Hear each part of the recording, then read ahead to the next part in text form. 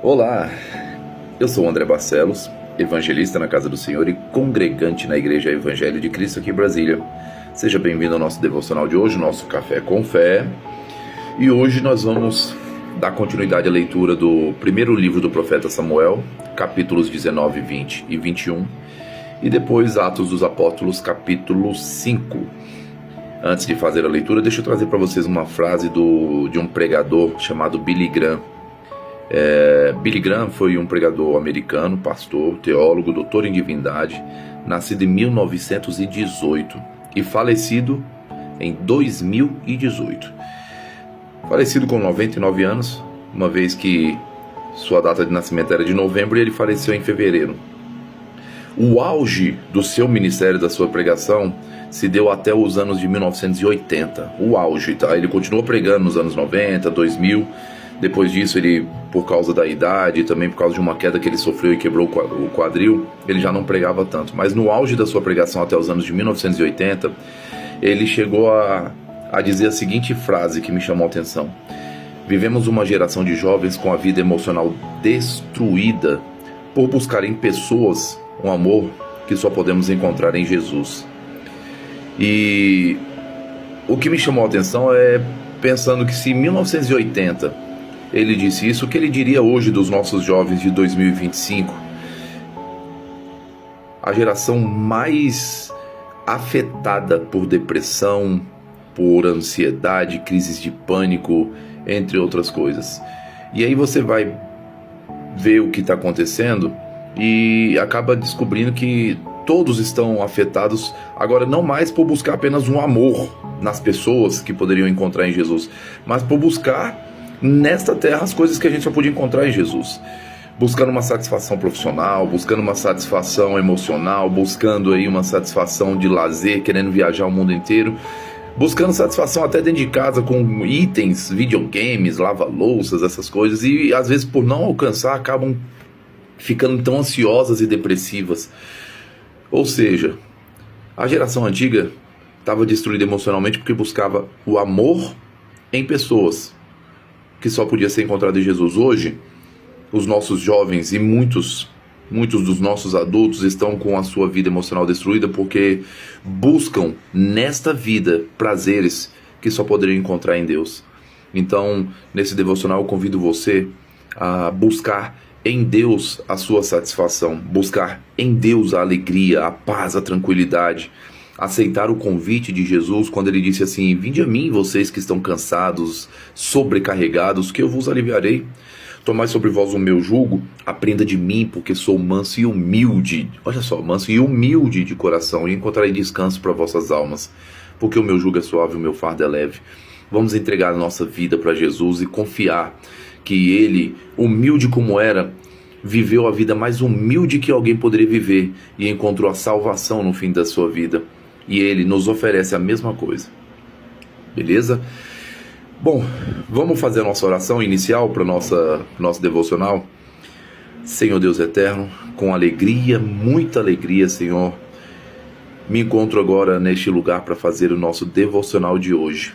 Peço que o Senhor nos abençoe com a Tua presença, o Teu Espírito Santo seja o nosso condutor, instrutor e professor das Tuas Escrituras, de maneira que possamos aprender com aquele que realmente inspirou e escreveu tudo o que nós estamos lendo. Que o nosso coração esteja voltado para Ti, para entender a Tua palavra e a Tua vontade, o Teu querer.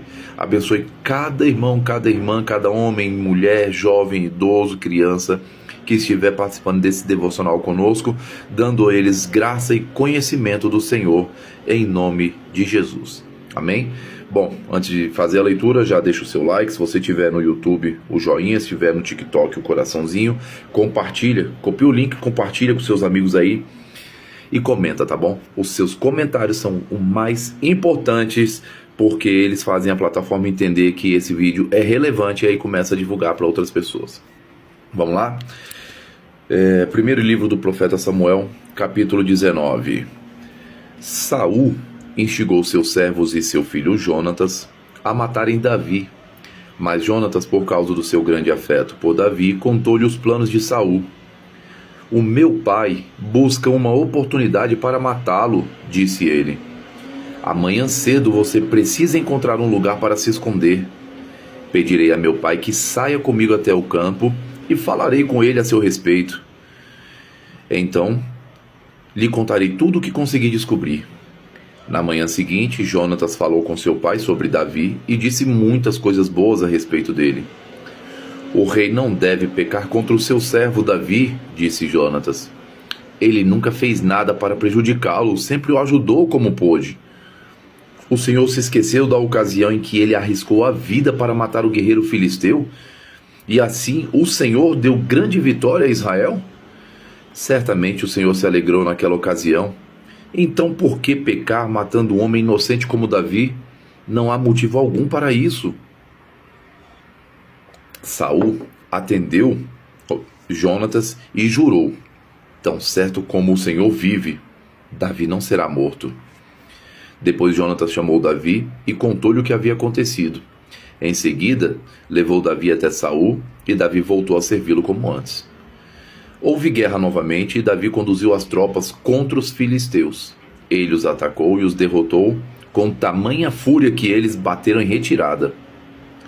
Um dia, porém, quando Saul estava sentado em casa, com uma lança na mão, outra vez o espírito maligno enviado pelo Senhor se apoderou dele. Enquanto Davi tocava a harpa, Saul atirou a lança em direção a Davi. Mas Davi se desviou e a lança encravou na parede. Naquela mesma noite, Davi fugiu e conseguiu escapar. Saul enviou soldados para vigiar a casa de Davi e matá-lo quando ele saísse na manhã seguinte. Mical, porém, esposa de Davi, o alertou: se você não fugir esta noite, pela manhã estará morto. Então ela o ajudou a descer por uma janela e ele correu e escapou. Em seguida, Mical pegou um ídolo do lar, colocou-o na cama, cobriu-o com um cobertor e pôs uma almofada de pelos de cabra na cabeceira. Quando os oficiais de Saul vieram prender Davi, Mical lhes disse que ele estava doente e não podia sair da cama. Saul, porém, enviou os oficiais de volta para prenderem Davi. Tragam-no aqui com cama e tudo para que eu o mate, ordenou. Mas quando chegaram para levar Davi, descobriram que na cama havia apenas um ídolo do lar, com uma almofada de pelos de cabra na cabeceira. Saul perguntou a Mical: por que você me traiu e deixou meu inimigo escapar? Fui obrigada a deixá-lo fugir, respondeu Mical. Ele ameaçou me matar se eu não o ajudasse. Assim, Davi escapou e foi a Ramá para encontrar-se com Samuel e contou-lhe tudo o que Saul havia feito. Então Davi foi morar com Samuel em Nebaiote, Naiote. Existe uma cidade chamada Nebaiote, mas não é o caso. Quando Saul foi informado de que Davi estava em Naiote, em Ramá, enviou oficiais para o prenderem. Chegando lá, viram Samuel à frente de um grupo de profetas que profetizavam. Então o Espírito de Deus se apoderou dos oficiais de Saul e eles também começaram a profetizar. Quando Saul ouviu o que havia acontecido, enviou outros oficiais, mas eles também profetizaram. A mesma coisa aconteceu com o terceiro grupo. Por fim, o próprio Saul foi a Ramá e chegou ao grande poço no lugar chamado Seco. Onde estão Samuel e Davi? Perguntou ele, e alguém afirmou: estão em Naiote, em Ramá. Mas no caminho para Naiote, em Ramá, o Espírito de Deus veio até mesmo sobre Saul, e ele também profetizou até chegar em Naiote. Saul rasgou suas roupas e, despido, deitou-se no chão o dia todo e a noite toda, profetizando na presença do Senhor. Por isso surgiu o ditado popular: acaso Saul também é profeta? Vamos partir agora para o primeiro livro de Samuel, capítulo 20. Davi fugiu de Naiote em Ramá e se encontrou com Jonatas. O que eu fiz? Disse Davi. Qual é o meu crime? Que pecado cometi contra o seu pai para que ele esteja tão decidido a me matar? Isso não vai acontecer, respondeu Jonatas. Você não será morto. Ele sempre me conta tudo o que pretende fazer, até mesmo as coisas de pouca importância. Eu sei que meu pai não esconderia de mim algo dessa natureza, não é assim. Então, Davi fez um juramento diante de Jonatas. O seu pai Sabendo muito bem dessa nossa amizade, disse a si mesmo: não contarei a Jonatas. Ele ficaria magoado. Mas tão certo como vive o Senhor, e como você mesmo vive, eu estou a apenas um passo da morte. Jonatas perguntou: o que eu posso fazer para ajudá-lo? E Davi respondeu: amanhã celebraremos a festa da lua nova. Sempre me sentei com o rei para comer nessa ocasião, mas amanhã me esconderei no campo e ficarei ali até o entardecer do terceiro dia. Se seu pai perguntar onde estou, diga a ele: Davi insistiu que eu o deixasse ir para casa, em Belém, participar do sacrifício com toda a família dele, e oferecer que a família dele oferece a cada ano. Se ele disser: está bem, então você saberá que não corro perigo. Mas se ele se enfurecer, você saberá que ele estará decidido a me fazer mal. Mostre-me sua lealdade como amigo, pois assumimos um compromisso solene diante do Senhor. Se por acaso você acha que cometi alguma ofensa contra o seu pai, mate-me você mesmo, aqui, agora. Não é necessário me entregar a seu pai. Nunca! Exclamou Jonatas.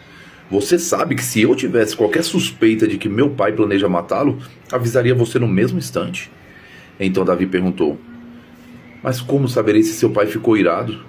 E Jonatas respondeu: venha ao campo comigo. E os dois foram juntos para lá. Então Jonatas disse a Davi: prometo diante do Senhor, o Deus de Israel, que amanhã, ou no máximo depois de amanhã, a esta hora, conversarei com meu pai e avisarei você logo em seguida do que ele pensa a seu respeito. Se ele falar a seu respeito de modo favorável, informarei a você. Mas se ele estiver irado e quiser matá-lo, que o Senhor me castigue severamente se eu não avisar você, para que possa escapar em segurança. Que o Senhor esteja com você como esteve com meu pai. E que você me trate com o amor leal do Senhor enquanto eu viver. Mas se eu morrer... Deixa eu só compreender, ver se eu estou certo aqui no versículo. É isso mesmo, vamos lá. Mas se eu morrer, trate minha família com esse amor leal, mesmo quando o Senhor eliminar da face da terra todos os seus inimigos. Então Jonatas assumiu um compromisso solene com Davi e sua descendência e disse: que o Senhor destrua todos os inimigos de Davi. E Jonatas fez Davi reafirmar seu juramento de amizade, pois Jonatas o amava como a si mesmo. Então Jonatas disse: amanhã celebraremos a festa da lua nova. Darão por sua falta quando virem que seu lugar à mesa está vazio. Depois de amanhã, ao entardecer, vá ao lugar onde você se escondeu antes e espere ali, junto à pedra de Ezel. Eu sairei e atirarei 3 flechas para o lado da pedra, como se atirasse num alvo. Então mandarei um ajudante trazer de volta as flechas. Se você me ouvir dizer a ele: as flechas estão deste lado, saberá, tão certo como vive o Senhor, que tudo está bem e que não há perigo algum. Mas se eu disser a ele: vá mais para frente, as flechas estão adiante, significará que você deve partir de imediato, pois o Senhor o manda ir embora. E que o Senhor nos ajude a preservar para sempre o forte laço de amizade que existe entre nós. Então Davi se escondeu no campo, e quando começou a festa da lua nova, o rei sentou-se para comer. Ocupou seu lugar de costume, encostado na parede, com Jonatas sentado diante dele e Abner ao seu lado. O lugar de Davi, porém, ficou vazio. Saul não disse nada sobre isso naquele dia, pois ele pensou: deve ter acontecido algo que deixou Davi cerimonialmente impuro. Mas quando o lugar de Davi também ficou vazio no dia seguinte, Saul perguntou a Jonatas: por que o filho de Jessé não veio para a refeição nem ontem nem hoje? Jonatas respondeu: Davi me pediu com insistência para ir a Belém. Ele me disse: por favor, deixe-me ir, pois nossa família oferecerá um sacrifício na cidade. Meu irmão exigiu que eu estivesse presente, portanto eu peço que me deixe ir ver meus irmãos. Por isso ele não está aqui, à mesa do rei. Saul se enfureceu com Jonatas e disse: seu traidor, filho de uma prostituta! Pensa que não sei que você quer que ele seja rei, para sua própria vergonha e de sua mãe? Enquanto esse filho de Jessé viver, você jamais será rei. Agora vá buscá-lo para que eu o mate. Mas por que ele deve morrer? Perguntou Jonatas a seu pai. O que ele fez? Então Saul atirou sua lança contra Jonatas, com a intenção de matá-lo. Com isso, Jonatas viu que seu pai estava mesmo decidido a matar Davi. Enfurecido, Jonatas levantou-se da mesa e durante o segundo dia de festa recusou-se a comer, frustrado pelo modo como seu pai havia desonrado Davi publicamente. Na manhã seguinte, como combinado, Jonatas foi ao campo e levou consigo um ajudante para apanhar as flechas. Disse ao ajudante: comece a correr para que possa encontrar as flechas quando eu as atirar. O ajudante correu e Jonatas atirou uma flecha para além dele. Quando o ajudante estava quase chegando ao lugar onde a flecha havia caído, Jonatas gritou: a flecha está mais à frente! Rápido, não fique aí parado! Então o ajudante apanhou a flecha e correu de volta para o seu senhor. O ajudante não suspeitava de nada, apenas Jonatas e Davi entendiam o sinal. Então Jonatas entregou o arco e as flechas ao ajudante e ordenou que os levasse de volta à cidade. Assim que o ajudante foi embora, Davi saiu do seu esconderijo do lado sul da pedra de Ezel. Davi se curvou diante de Jonatas 3 vezes, com o rosto em terra. E quando se beijaram e se despediram, ambos choravam, especialmente Davi. Por fim, Jonatas disse a Davi: vá em paz, pois juramos lealdade um ao outro em nome do Senhor. Que o Senhor nos ajude a preservar para sempre o forte laço de amizade entre nós e entre os nossos descendentes. Então Davi partiu e Jonatas voltou à cidade. Capítulo 21. Davi foi à cidade de Nob para encontrar-se com o sacerdote Aimeleque, e ao vê-lo, Aimeleque tremeu. Por que você está sozinho? Perguntou. Por que ninguém o acompanhou? O rei me enviou para tratar de um assunto secreto, respondeu Davi. Pediu que eu não contasse a ninguém porque eu estou aqui. Eu disse a meus homens onde podem me encontrar depois. Agora, o que tem para comer? Dê-me 5 pães ou qualquer outra coisa que tiver. Não temos pão comum, respondeu o sacerdote. Mas há o pão sagrado que vocês podem comer desde que os seus homens não tenham se deitado com mulheres recentemente. Davi respondeu: nunca permito que os meus homens toquem em mulheres quando saímos numa campanha. E se eles permanecem puros em viagens comuns, quanto mais nessa missão. Uma vez que não havia outro alimento disponível, o sacerdote lhe deu os pães sagrados, chamados de pães da presença, que eram colocados diante do Senhor no santuário. Naquele dia, tinham sido substituídos os pães por pães frescos.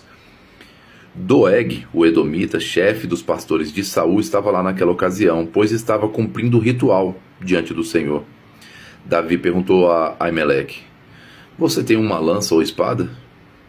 O assunto do rei era tão urgente que não tive tempo nem para pegar uma espada ou uma outra arma. O sacerdote respondeu: tenho apenas a espada de Golias, o gigante filisteu que você matou no vale de Elá. Está enrolada num pano atrás do colete sacerdotal. Pode levá-la, pois não há nenhuma outra arma aqui. Dê-me essa espada, respondeu Davi. Não há outra melhor do que ela. Então Davi fugiu de Saul e foi até Aquis, rei de Gate.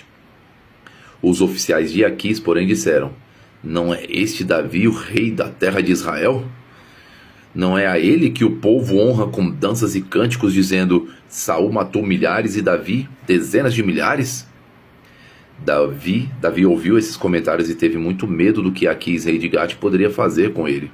Por isso agiu de modo estranho, fingindo estar louco, arranhando as portas e deixando saliva escorrer pela barba.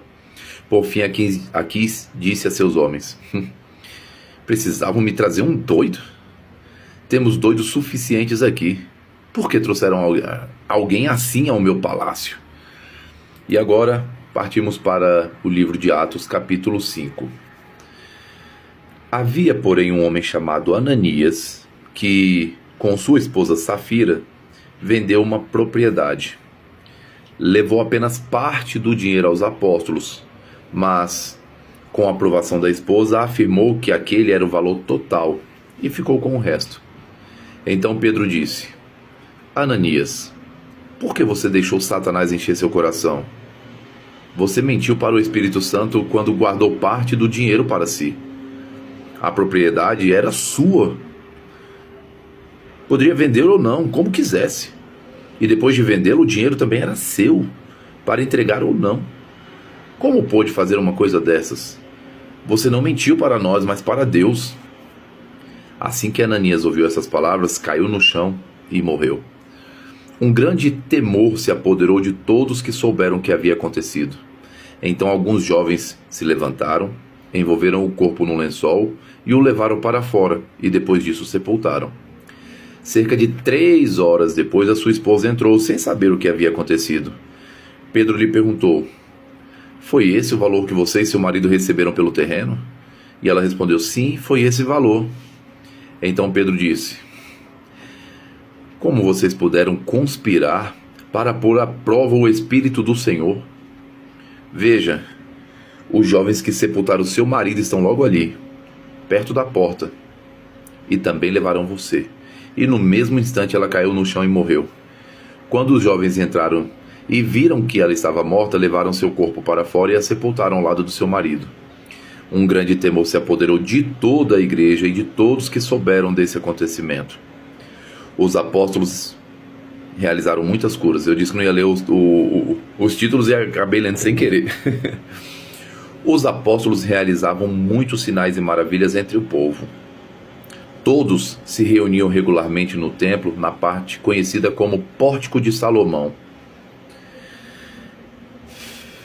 Quando se reuniam ali, ninguém mais tinha coragem de juntar-se a eles, embora o povo os tivesse em alta consideração. Cada vez mais pessoas, multidões de homens e mulheres, criam no Senhor. Como resultado, o povo levava os doentes às ruas em camas e macas, para que a sombra de Pedro cobrisse alguns deles enquanto ele passava. Muita gente vinha das cidades ao redor de Jerusalém trazendo doentes e atormentados por espíritos impuros, e todos eram curados. Tomados de inveja, o sumo sacerdote e seus oficiais, que eram saduceus, prenderam os apóstolos e os colocaram numa prisão pública. Um anjo do Senhor, porém, veio durante a noite, abriu as portas do cárcere e os levou para fora. Vão ao templo e transmitam ao povo esta mensagem de vida, disse ele.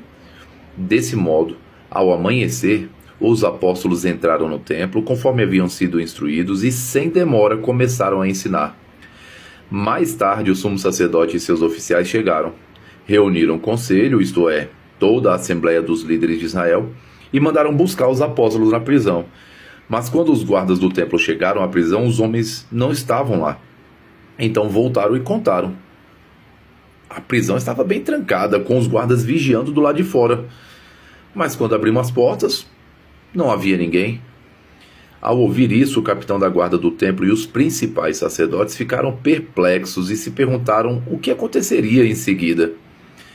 Então alguém chegou com a seguinte notícia: os homens que os senhores puseram na cadeia estão no templo ensinando o povo.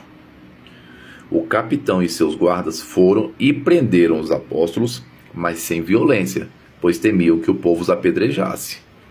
Em seguida levaram os apóstolos e os apresentaram ao conselho de líderes do povo, onde o sumo sacerdote os confrontou.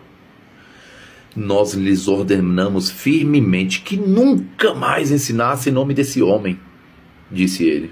E mesmo assim, vocês encheram Jerusalém com esse seu ensino e querem nos responsabilizar pela morte dele? Pedro e os apóstolos responderam: devemos obedecer a Deus antes de qualquer autoridade humana. O Deus de nossos antepassados ressuscitou Jesus dos mortos, depois que os senhores o mataram, prendendo-o numa cruz. Deus o colocou no lugar de honra, à sua direita, como príncipe e salvador, para que o povo de Israel se arrependesse de seus pecados e fosse perdoado. Somos testemunhas dessas coisas, e assim é também o Espírito Santo que Deus dá àqueles que lhe obedecem. Quando ouviram isso, os membros do conselho se enfureceram e decidiram matá-los. Um deles, porém, um fariseu chamado Gamaliel, especialista na lei e respeitado por todo o povo, levantou-se e ordenou que eles fossem retirados da sala do conselho por um momento. Em seguida disse aos demais: Israelitas, cuidado com o que planejam fazer com estes homens. Algum tempo atrás, surgiu um certo Teudas que afirmava ser importante. Umas 400 pessoas se juntaram a ele, mas foi morto e os seus seguidores se dispersaram. E o movimento não deu em nada. Depois dele, na época do censo, apareceu Judas da Galileia, que fez muitos seguidores. Ele também foi morto e o seu grupo se dispersou. Portanto, meu conselho é que deixem esses homens em paz e os soltem. Se o que planejam e fazem é meramente humano, logo serão frustrados. Mas se é de Deus, vocês não serão capazes de impedi-lo. Pode até acontecer de vocês acabarem lutando contra Deus. Os demais membros aceitaram o conselho de Gamaliel, chamaram os apóstolos e mandaram açoitá-los. Depois, ordenaram que nunca mais falassem em nome de Jesus e por fim os soltaram. Quando os apóstolos saíram da reunião do conselho, estavam alegres porque Deus os havia considerado dignos de sofrer humilhações pelo nome de Jesus. E todos os dias no templo e de casa em casa, continuavam a ensinar e anunciar que Jesus é o Cristo. Aqui nós fechamos o nosso devocional, mas me permita, se você chegou até esses 26 minutos, quase 27 minutos de vídeo, deixa eu fazer uma nota com vocês aqui. Olha só que coisa interessante. Versículo 39 do capítulo 5 de Atos. Vamos, 38 e 39, tá? Portanto, o meu conselho é que vocês deixem esses homens em paz e os soltem. Se o que planejam fazer, se o que os apóstolos planejam fazer é meramente humano, logo eles ficarão frustrados. Mas se o que os apóstolos pretendem fazer é mesmo de Deus, vocês, sacerdotes e líderes do povo, não serão capazes de impedi-lo. Até porque, se for de Deus, vocês estarão lutando contra Deus. Pega esse versículo e lembra, não vou pedir para você voltar não, mas lembra do que nós lemos no capítulo 19 de 1 Samuel? Eu que estou voltando aqui para te trazer. Olha só que coisa interessante. 19 e 23. Tá? Mas no caminho para Naiote, em Ramá, o Espírito de Deus veio até mesmo sobre Saul, que procurava matar Davi, e que também se propôs a matar o profeta Samuel porque abraçou Davi. Mas quando Saul chegou a Naiote, em Ramá, o Espírito do Senhor, o Espírito de Deus, veio até mesmo sobre Saul, e até ele profetizou. O que eu quero trazer com essa nota para você? É que quando nós estamos aí fazendo a vontade de Deus, ou fazendo as nossas coisas segundo a vontade de Deus, Ele se responsabiliza por nos proteger e nos defender. A gente fica com medo, a gente fica receoso muitas vezes, até pensa em parar, mas nós não podemos parar quando Deus tem um propósito na nossa vida. Quando Deus te manda fazer algo, ou quando Deus te direciona para algo, vou te falar assim, quando Deus te direciona, Deus te direcionou para abrir um negócio, Deus te direcionou para abrir uma empresa, Deus te direcionou para ir trabalhar em certo lugar, Deus te direcionou para fazer certa viagem. No decorrer dessa missão que Deus te deu, obviamente vão acontecer alguns percalços. Os inimigos de Deus vão se levantar.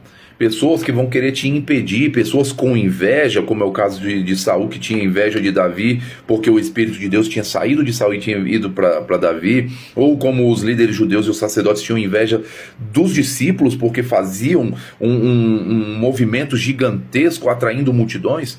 A inveja deles fazia com que eles planejassem matá-los. Mas mesmo, olha só que coisa absolutamente importante, mesmo quando eles estavam perto dos apóstolos, e nesse caso perto de Davi, mesmo na presença deles, a ponto de matá-los, Deus não permitiu. Deus levantou um teólogo chamado Gamaliel e falou assim: não façam isso, para com isso agora, soltem esses homens e deixa acontecer, porque se for de Deus, vocês estão lutando contra Deus. Se Deus não levantar alguém para te ajudar, Se Deus não levantar uma pessoa para te livrar, acredite, ele vai pessoalmente, como ele fez aqui no caso de Saul. O próprio Deus vai se levantar em seu favor e vai te abençoar. Ele vai te livrar. Então, olha só, se o teu inimigo te cercar por todos os lados, nós vamos chegar depois na história do profeta Elias, em que os inimigos cercaram a casa dele. Nós vamos chegar e eu vou trazer isso para vocês depois, novamente. Mesmo que os teus inimigos te cerquem, mesmo que os teus inimigos tenham ali todas as chances possíveis de te matar, se Deus não enviar alguém para te livrar, Ele mesmo vai se levantar em teu favor, tá bom? Então, não importa qual foi a missão que Deus te deu e quão difícil ela esteja sendo, siga em frente. Essa é a ordem de Deus para você.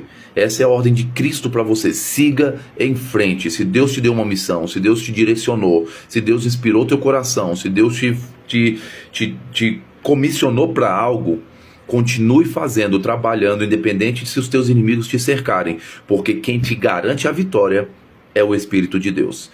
Bom, chegamos aos 31 minutos de vídeo. Eu louvo a Deus pela tua vida, que Deus te abençoe muito. Eu espero que amanhã, sabadão, nós estejamos juntos adorando a Deus aqui nesse devocional, tá bom? E eu não esqueci, eu fiz uma promessa para vocês, eu vou gravar hoje, tá? Hoje é sexta-feira, eu vou gravar hoje o primeiro capítulo, na verdade vai ser a apresentação do livro Heróis da Fé. Se você não conhece esse livro, me acompanhe, você vai amar esse livro. Se você já conhece, me acompanhe novamente, que vale a pena revisar. Eu não sou da Rede Globo, mas com certeza vale a pena ver de novo. Se você gosta, vai revisar comigo, mas quer que outras pessoas conheçam, indique. Copie o link e manda para as pessoas, para que elas possam ouvir essas histórias maravilhosas dos heróis da fé, tá bom? Que Deus te abençoe, meu querido. Até amanhã, em nome de Jesus. Ah, tá, antes de terminar, desculpa por esse barulho ali atrás. Não sei se vocês ouviram, mas aqui para mim tá uma barulheira ali atrás. Mas eu não tinha como evitar, e não podia deixar de fazer o nosso devocional. Até amanhã.